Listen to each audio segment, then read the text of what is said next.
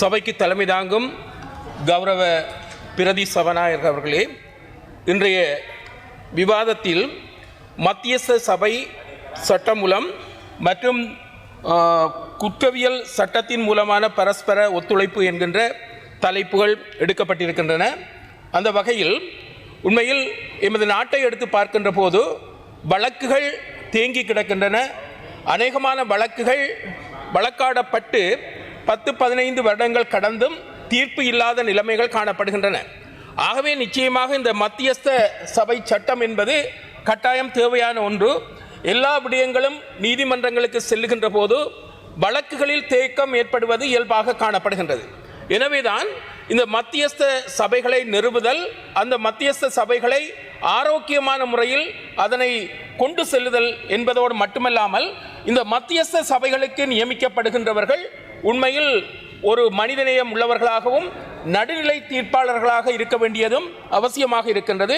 எனவே இந்த மத்தியஸ்த சபை சட்டமூலம் என்கின்ற விடயத்தை நாங்கள் சாதகமாக பார்க்கின்றோம்.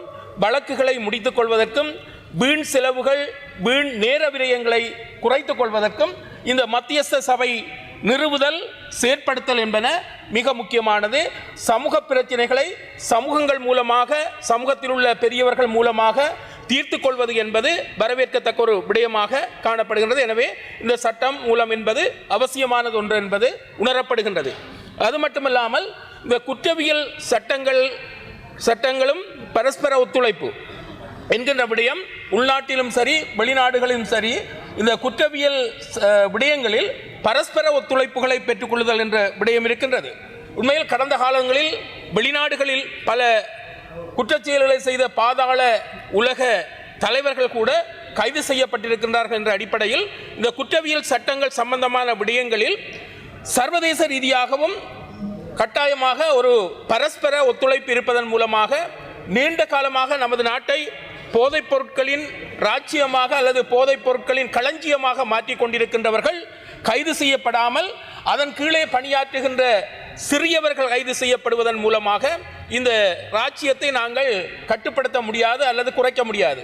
எனவே இந்த குற்றவியல் சட்டம் சம்பந்தமான விடயங்களில் சர்வதேச நாடுகளுடன் பரஸ்பரமான ஒத்துழைப்பை செய்வதன் மூலமாக இந்த சமூகத்தை சீரழிக்கின்ற, சமூகத்தை அழிக்கின்ற இந்த போதைப்பொருள் வர்த்தகத்தை கட்டுப்படுத்த வேண்டும். அந்த விடயத்தில் பல முக்கியமான தலைவர்கள் பல நாடுகளிலிருந்தும் கைது செய்யப்பட்டு கொண்டு வரப்பட்டு அவர்களுக்கு எதிராக சட்ட நடவடிக்கை எடுக்கப்பட்டு இருப்பதை நாங்கள் வரவேற்கின்றோம். ஏனென்றால் இந்த நாடு போதைப் பொருளால் அழியக்கூடிய ஒரு தேசமாக